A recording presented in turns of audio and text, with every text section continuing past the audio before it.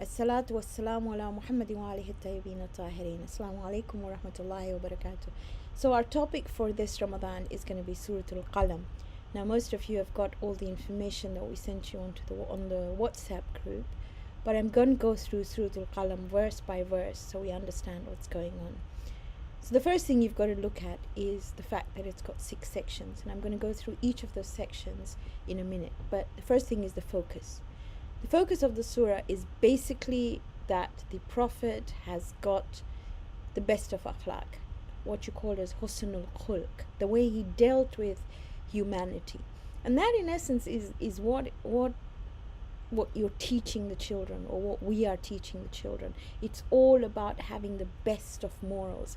It's all too well to pray and fast and all the rest of it, and that's really, really important and part of religion. But the greatest part of religion is to be able to manifest that prayer and that fasting into a sort of how you deal with human beings, and we'll talk about it as we go along. It gives the qualities of those who try to put him down. You just can't do it, but they tried really hard, so it gives you those qualities as well. He talks about the Day of Judgment, and finally about the Prophet and the Quran, and we'll go to that. We'll go through that. I'll speak about the Noon when we come to it, but it's a wonderful thing to teach children because it starts off with Noon, and at the end you have Dhunnun, which is, it actually talks about Ashabul Hut. Dhunnun is actually a whale, because when a fish is either fried or taken out of water, it actually curls up like a noon. But here the first noon may represent the, what you call the Asma'ul Husna, or the divine energy from which every human being takes energy and then uses that energy to reach their full potential. The benefits are it alleviates pain and no financial difficulties. It's on there, and these are literally the 6 sections. Now I sent you all Kaswa visits Surah Al Qalam, and that's an easy methodology of teaching these sections. So in our heads we need to put together these 6 sections. The first section, it's basically the Prophet is TTC. The Prophet is Rahmatul Lil Alameen. He's truthful, he's trustworthy. The greatest characteristics that a human being can employ in their life is to be trustworthy and to be compassionate, and truthfulness goes with trustworthy. Then we find those who rejected the Prophet, and there's these qualities there. The example is then given in the story of the owners of the garden. You find they're greedy, and it's greed and selfishness that leads to rejecting the Prophet in section 2. Section 4 is beautiful because it talks about Jannah, and we'll talk about taqwa as we go along. Section 5 is about the Day of Judgment, and finally section 6 says that the Quran is a reminder. Whatever's in us, it brings it out. So I'm going to go ayah by ayah, and we're going to talk about it. I hope you'll be able to get your Qurans and annotate them on these ayats so you know what we're talking about. So we're going to start with the first ayah, obviously, is Bismillahir Rahmanir Rahim. Noon. Now this noon is literally, you could say, it can be, the Tafsir gives you lots of different things. We're talking about this pot of divine energy. Then it says, I swear by the pen. Qalam is pen. I swear by the pen, wama yasturun, and what is continually written by them. Now there are questions. Who is it talking about? It could be Kiram al-Katibin, the 2 angels that write our life. It could be the pens of revelation. It could be the scribes of previous books. And it could be the pens of what the angels write about the Prophet. So there's a lot of different things. But in essence, with the children, I would say it's the pen that writes down my life or their life. Ma anta bi ni'mati rabbika min majnoon. Ma anta bi ni'matin, with the blessings of the ni'mah of your Rabb. You are not, ma is the not there, bi majnoon. You are not mad, you're not crazy, despite of the pens of the others that try to discredit you. You always bring the premise, and whatever is written will prove you are right. So he was known as Majnoon because he didn't conform. He was different. He didn't conform to everything that the Makkans wanted. but that doesn't mean you're mad. So basically what I would try to teach the children is that being righteous, being truthful, being trustworthy, and being compassionate may lead people to think you're a wimp, you're not good enough, whatever, but at the end of the day, whatever they say does not make any difference, because you are who you are, and it's your qualities that will shine through. وَإِنَّ لَكَ لَعَجْرًا غَيْرَ مَمْنُونَ.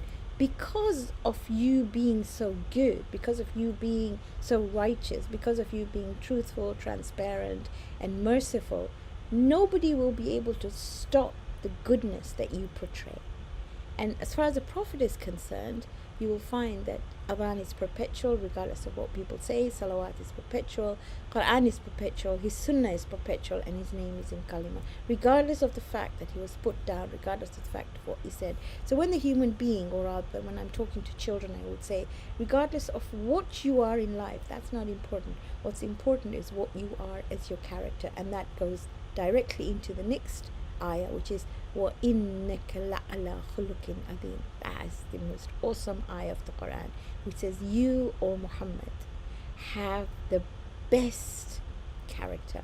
Now it says khuluqin adim. They all know akhlaq because they've learned about it, but khulq is how you deal with khalq, how you deal with creation. That's why you say husnul khulq, the best of manners. So وَإِنَّكَ لَعَلَى خُلُقٍ عَظِيمٍ. And in essence, that's what you want them, or you want their lives to be. You want their CV to say that they have the best character. Next slide. Okay. Now, فَسَتُبْصِرُونَ وَيُبْصِرُونَ. You will see and they will see too. You'll see who is right. So, although a vocation is important, although it is important to do whatever they do in life to earn their money, to be great, whatever they have, at the end of the day, what is important is this ayah, وَإِنَّكَ لَعَلَى خُلُقٍ عَظِيمٍ. And you can give examples of so many people who had everything what the world would say, yet they are remembered for the way they made other people feel. So he says, you will see and they will see too what is right. بِأَيِّكُمُ الْمَفْتُونَ. Who is the one who became, now maftoon is not just insane, because remember insane was majnoon. Maftoon is someone who has become insane because of their circumstances. They said that the Prophet was insane because he didn't conform to what they did. Here Allah is saying, you will see who is the one who is insane, the one who conformed and the one who didn't conform. So if I conform to what the outside world wants me to be, is that right? Or being trustworthy, truthful, and compassionate is right? إِنَّ رَبَّكَ هُوَ أَعْلَمُ بِمَنْ ضَلَّ عَنْ سَبِيلِهِ. Your Rabb knows who has gone away from the path, وَهُوَ أَعْلَمُ بِالْمُهْتَدِينَ, and who is guided. Remember, the Prophet was continuously told, you are mad, you're stupid, you're not right, you are a poet, you are a magician, all these sort of things. And sometimes the human being tends to believe what other people tell them. And here Allah is reassuring him, you are okay as you are, don't change. Your trustworthiness, your truthfulness, and your compassion, this is way before revelation. You are an awesome human being and you don't need them to validate it. So now we come, because remember the first section was ayah 1 to 7. Now we come to section 2. So section 2 is all about the qualities of those who reject the Prophet. Now let's go over all of these. فَلَا تُطِئِ الْمُقَذِّبِينَ. Don't be influenced by those who lie, those who nullify your message by calling you a liar. So the first thing is, don't be influenced by them. They're lying. You know who you are. Your Rabb is telling you who you are. So don't worry about what they say, however powerful they may be. First one. وَدُّ لَوْ تُدْهِنُوا فَيُدْهِنُونَ. It's a beautiful ayah. Duhun is oil. Now when you fry vegetables in oil, they become soft. So here basically Allah is saying that they want you to soften towards them. So it could also mean that they're speaking to you in such nice language, but they absolutely hate you. They're speaking you softly because they want you to veer towards them. They want you to compromise. They're trying to negotiate with you to compromise. So وَدُّوا لَوْ تُدْهِنُوا فَيُدْهِنُونَ. Sometimes people use that sort of a language to convince you to do things that are not right. وَلَا تُطِعْ. Don't follow. كُلَّ حَلَّافٍ مَحِينٍ. Half is an oath. Don't listen to those who constantly swear. I swear that I'm right. I swear I'm doing this.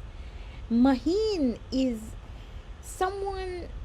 Let me try and explain. Maheen in the Arabic language is a camel who cannot impregnate a woman. Now, you don't need to tell children this. This is for you, right? Maheen is also someone who continuously sins. Now, the Tafasir tells us it might be talking about Walid ibn Mughira, who thought that he was really strong, and you'll see as the ayah goes what he's like. But Maheen is also somebody who thinks their opinion is good but isn't. They're talking nonsense, but because of their wealth and because of their children, they think people will listen to them. Bit like Trump. Hammazim masha'im binamim. Hammaz comes from humaza, and you can connect that. Wailul likulli humazatil humaza. Humaza is somebody who belittle others. Masha'im is one who talks about others. And namim is literally to speak badly about somebody else. So these people, when you listen to their conversation, all they're talking about is other people. Those above them they cannot handle, they will put them down, and those below them they will belittle. So conversation is really important. When you hear somebody talking, you know what's happening. Hammazim masha'im bin namim. So that's one of their qualities. It's a good thing to tell the children to listen to what they talk about sometimes. Manna'in, and we in Gujarati we'll say mana karo. You can put that language in. Manna'in, to refuse. Lil khair, they stop others from doing good. Mu'tadin athim. Mu'tad is somebody who crosses the limits all the time and doesn't care because they think they can do it. Athim is constantly in sin. Now, athim is like jalis, so you can explain. For example, jalis is somebody who sits but doesn't sit there permanently. That's why we say majlis, right? So jalis is somebody who comes to a majlis and sits. But athim, if you say jalis is somebody who has a specific chair. So a chair of a university or whatever is jalis. A theme is someone who constantly sins permanently, like he has a positional chair about sinning and he doesn't care. The other quality is he's utul. Utul is somebody who is unlikable, who is nasty, who is horrible, who is hurtful. بَعْدَ ذَلِكَ ذَنِيمٌ. And he thinks that he is beyond criticism. Now, how does that come in? Zanim is a camel who is earmarked not to be slaughtered because it's a graceful camel. So this person in his head or in her head thinks that she is so great that nobody can criticize them. Nothing. But they're actually utul. People are absolutely petrified of them. And kana dha malin wa banin. Why? They have a reason for this. Because they think they have so much wealth and so many sons that they're untouchable. Now these are the people who could not handle the Prophet because he was truthful, trustworthy, and compassionate. To them, compassion was a sign of weakness. إِذَا تُتْلَى عَلَيْهِ آيَاتُنَا. Another quality, whenever our ayat are read to them, قَالَ, they say, أَسَاطِيرُ الْأَوَّلِينَ. These are old stories. Asatir comes from the Greek word ustoria, from which the English word story comes. So whenever they hear something, they say, these are stories of the past. There's nothing to do with us. So Allah says, سَنَسِمُهُ عَلَى الْخُرْطُومِ. We will brand them. Khurtum is the trunk of an elephant. That's why you say somebody is stuck up, their nose is up in the air. They were so arrogant. Allah says we will brand them. Because they think they've got so much, we will brand them with evil. They'll be known for that. And history has told us what they're like. Inna balawnahum. We will test them. Kama balawna ashab al-jannah. Like we tested the people of the garden. إِذْ أَقْسَمُوا لَيَسْرِمُنَّهَا مُصْبِحِينَ. Now we're going to talk about the people of the garden. So you had your second section, which went to ayah 8 to 16. Now we have a story. And the Quran uses stories continuously to be able to tell us about these ayah. Like I told you, these qualities are for people who are greedy and selfish. Now let's look at this story. It's a beautiful story. Let's go through it. Inna balawnahum. Balawna is like bala. Bala is a test. That's why you say Karbala. Bala is a test, right? So we tested them like the people of the garden. So what happened to the people of the garden? These people of the garden swore that they would yasri munnaha musbihin. Now, how am I going to put it? Sarma is like a cleaver, like one of those knives to cut crops. So they said, we will make sure our harvest is all done in the morning, musbihin. The story behind this is that the father had a beautiful garden. When I say a garden, it's a farm. There's lots of crops. It was very well done. And whenever he harvested, he always gave a portion to the poor. That was the way he worked. He took out sadaqah first. So the idea is to teach the children about how important it is to give sadaqah. I would encourage parents here, or encourage them to give their children, if you're giving your children money, don't give them a single note, like a £20 note or a £10 note. Give it to them in coins. It's easier for them to give one coin away than to give those £10. So here, this is what their father did. They did not want to do that. So they wanted to go early in the morning and harvest it. وَلَا يَسْتَثْنُونَ. And they said, we want everything to ourselves. We're not going to share anything. Okay? Now what did they do? The father dies and the children inherit the farm, and this is what they say. So while they are sleeping, fatafa, tawaf, round and round, alayha ta'ifun, round and round mir rabbika, came from their Rabb, wahum na'imun, maybe a tornado, because it goes round and round. So something came round, did tawaf in that garden, and it completely destroyed the garden while they were sleeping. فَأَصْبَحَتْ كَالسَّرِيمِ. And if you had looked at that farm in the morning, أَصْبَحَ subuh, it was as though كَالسَّرِيمِ, every single plant was harvested. That means it was uprooted. There was nothing, absolutely nothing left. By the way, there is sabaha in the morning, then you have ishraq, and you have ghada. Ghada is sort of late morning. Now see what happened, okay? فَتَنَادَوْا مُصْبِحِينَ. In the morning, they started calling each other. So you can imagine on the phone call, they didn't have phones then, but for example, they called each other and said, what's happening? Why aren't you all in the gathering point? We have to run. We have to go early in the morning. So that means they woke up late. أَنِغْدُوا. So now it's already come ghada. It's already late morning. So أَنِغْدُوا, let's go. عَلَى هَرْثِكُمْ. Let's go to our harvest in kuntum صَارِمِينَ. Let's just go before anybody else shows up. Okay, so there you can imagine this story. Allah is telling you to imagine and see how they're going. So you can imagine these people calling each other, all the brothers calling each other and saying, let's hurry up and go and get the harvest. فَانْتَلَقُوا. So they marched, and you'll find فَانْتَلَقُوا in Sura Al Qalam as well. So they marched towards there. وَهُمْ يَتَخَافَتُونَ. And khafa is very ikhfa. You've done ikhfa in Q-read or in reading Quran. Ikhfa is as though something is there but it's hidden. So they're whispering to each other, come on, hurry up, don't talk loudly, because these people will hear us and they'll follow us. أَنْ لَا يَدْخُلَنَّهَا الْيَوْمَ عَلَيْكُمْ مِسْكِينَ. And they were saying, sort of whispering to each other, let's not talk very loudly, otherwise all these people will hear that we're going to the harvest, these miskin, and they will come and follow us, because our father used to do this. وَغَدَوْا. Late morning, they marched عَلَى حَرْدٍ قَادِرِينَ. So they marched up there. Hard is to look angry when you're not smiling. When you want something, you go to someone who's got a good attitude. When you see someone who's got a mean face, you don't go to them. So they're going with an aggressive manner, right? Hard is not smiling at all. They're going very aggressively. فَلَمَّا. Now, فَلَمَّا literally means eventually. فَلَمَّا رَأَوْهَا. So eventually when they saw it, that's it, when they saw their farm, قَالُوا, they said, إِنَّا لَضَالُونَ. We've made a mistake. This is not our farm. Our farm had so much in it.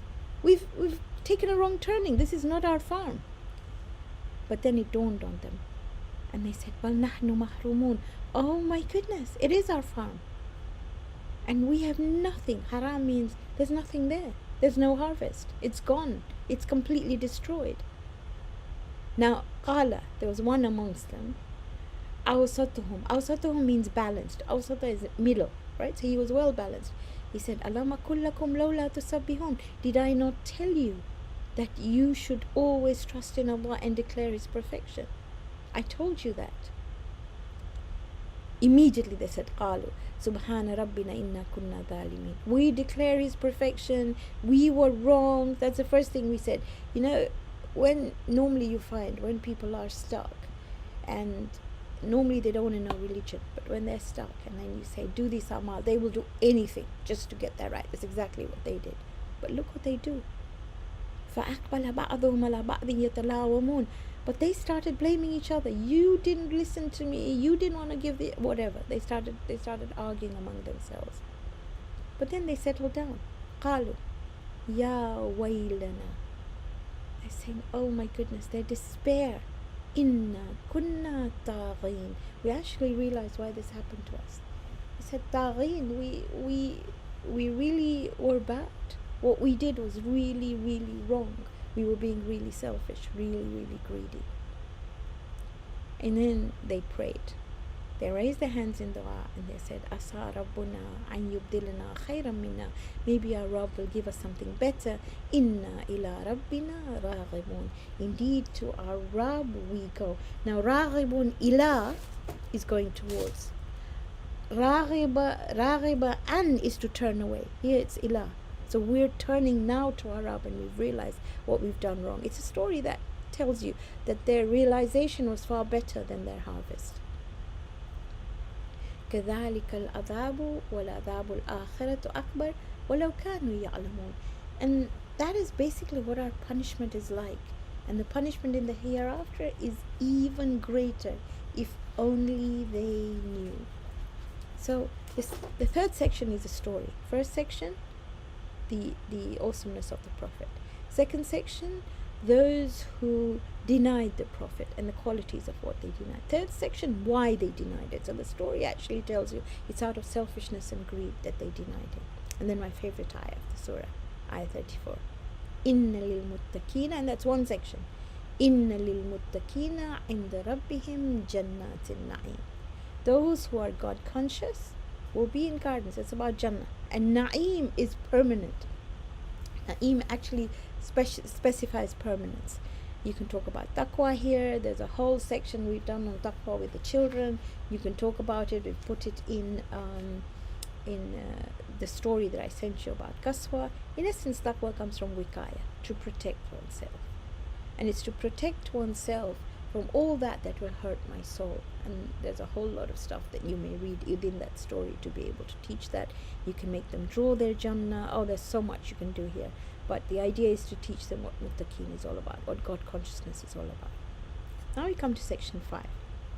And section 5 is literally about the Day of Judgment. Now let's see what it says. أَفَنَجْعَلُ الْمُسْلِمِينَ كَالْمُجْرِمِينَ. Now this is talking about the Akhirah. Allah says, those who submit and those who are guilty, are they alike? Are they the same? Because people say that once death comes, we're all in the same place. One grave, one space. But Allah is saying, no. Those who submit and those who are guilty are not the same. Malakum. Kayfa tahkumun? What sort of judgment are you making that you're all going to be in the same place? That's not how it works. Am lakum kitabun fihi tadrusun. Is it because you have a book that you study that tells you that everybody is the same, whether you're good or you're bad? Inna lakum fihi lama takhayyarun. And in that book, is it only what you want? You pick khair, you pick what you want, you pick and choose. Am lakum aymanun alayna balighatun ila yawm al-qiyamah. Or did you have some promise about the day of judgment? Inna lakum lama tahkumun. What sort of things do you decide? Do you make up things on your own? Salhum, ask them. Ayyuhum bidhalika za'im. Which of them can guarantee that if you're bad, you get the same things, and if you're good, you get the same things? Makes no difference. أم لهم شركاء, maybe they have partners. فليأتوا بشركائهم إن كانوا صادقين. Tell them to bring their partners if what they say is true. If death is the same for everyone, then tell them. Then this is the day of judgment. Yawma, on that day. Yukshafu an saq. On that day when they will expose their saq. Saq is the upper part of the foot, the ankle. Now it sort of says that, say for example somebody was about to attack you, then they would run towards you, and they would, by running towards you, they would hold up their dish dash and you would see their ankle. It's a figurative speech. So basically it's trying to say that when you see the greatness of the day of judgment, or we see that we will be accountable, it will be like, oh my goodness, and you will want to run away showing your ankles. وَيُدْعَوْنَ إِلَى السُّجُودِ. And on that day you will be called and said, submit, do sajda. فَلَا يَسْتَطِيعُونَ. But they won't be able to do it, because they're not used to doing it in life. We teach the children stories about, if you say Bismillah all the time, then it'll become a habit, and when you enter, even if you're told to enter Jahannam, you'll say Bismillah, and Allah will stop the angels and say, don't put him in because he's saying Bismillah ar-Rahman ar-Rahim. So sajda should become a habit. Now what will happen to them? Because they didn't think they were accountable, khashiyatan, they will be humiliated. Absarum khashiyat, they will be looking down. Darhakuhum, with humility. Dhillatun, humiliated. وَقَدْ كَانُوا يُدْعَوْنَ إِلَى السُّجُودِ وَهُمْ سَالِمُونَ. Because when they were called to do sajda in the world, and they were salamat, that means they were alright, they didn't do sajda. Now there, they will want to do sajda, but they can't, because they're not even used to it. They don't even know what they're talking about. And then this is quite harsh. He says, "Fadarni, leave me and them. Don't worry about them. Leave me and them. وَمَنْ يُكَذِّبُ بِهَذَا الْحَدِيثِ. Those who lie about accountability. سَنَسْتَدْرِجُهُمْ مِنْ حَيْثُ لَا يَعْلَمُونَ. See, daraja is to go up a stair. Daraka is to come down. So again, this is, I'm telling you, you can put it in a different way to the children. He's saying we will keep on giving them in the world, so they think they're really high, but literally the more you give them, the more sins they will commit, and they will not be able to comprehend where they are. We'll just give them. That's what they want. That's why you say, Rabbana atina fi dunya hasanatan wa fil akhirati hasana. And before that, the ayah says, there are those who say just Rabbana atina fi dunya hasana. They don't think of the akhirah at all. Wa umli lahum. We will give them more respite. We will give them more time. Inna kaydi mateen. But he says, my plan is mateen. Mateen is, you say hablun mateen, the rope that will not break. It's undamageable. It cannot break. It is strong. My plan never fails. أم تسلهم الأجر أم تسألهم أجرا فهم من مغرم مثقلون. Do they think that you are like all the others and you want some sort of compensation for divine guidance? Is that why they're rejecting you? What's happening?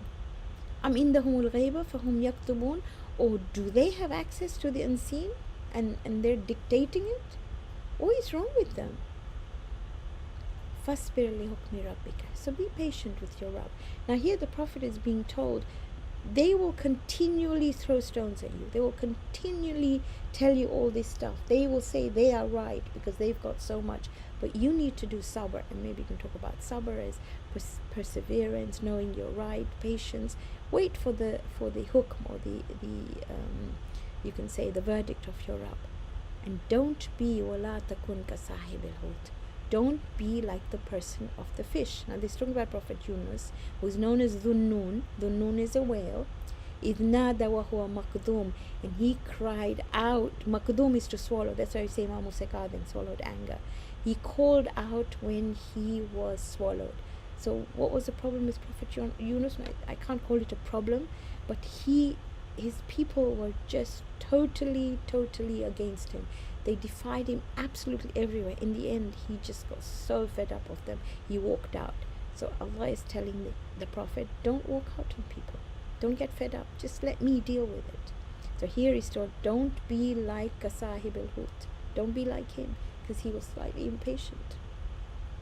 And again, you saw in the beginning Noon, and then here we see Noon as well, because Prophet Yunus is known as Dhun Noon.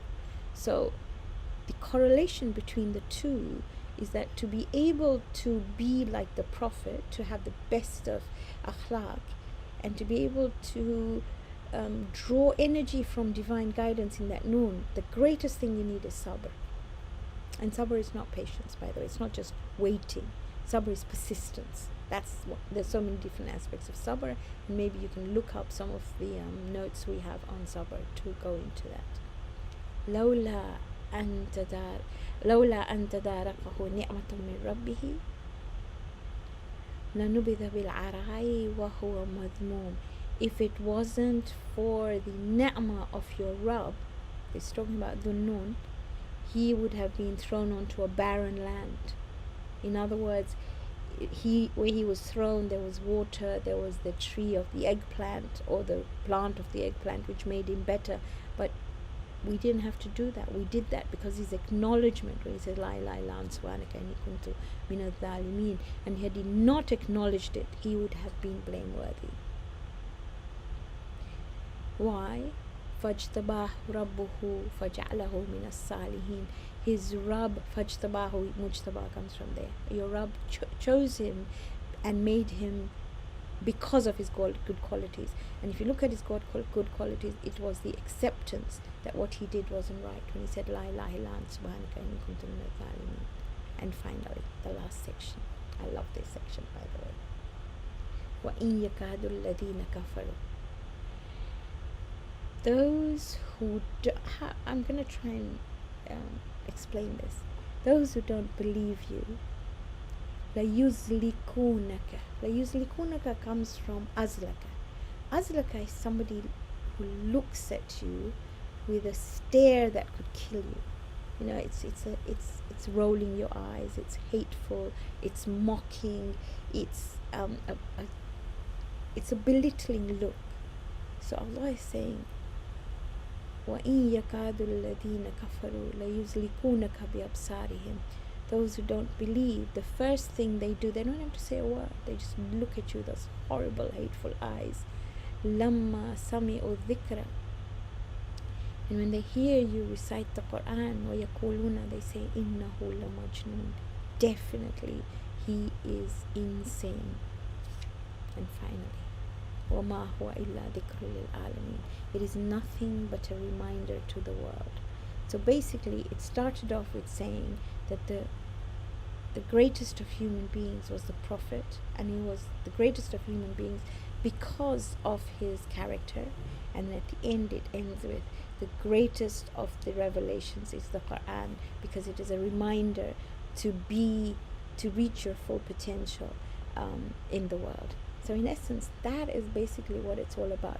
There's some selected ayat here that you can have a look at later, but I'm going to go right in the beginning here, and I'll just go over it again. It's part of singles clause in Huruf al-Muqatti'at. This is the first surah that was revealed with the first Huruf al-Muqatti'at. And in the arranged order, it's the last surah, which has Huruf al-Muqatti'at. It's amazing, because Noon is the first one that was there, and Noon is the last one in the arranged order. There's so much I can tell you about it, but at the moment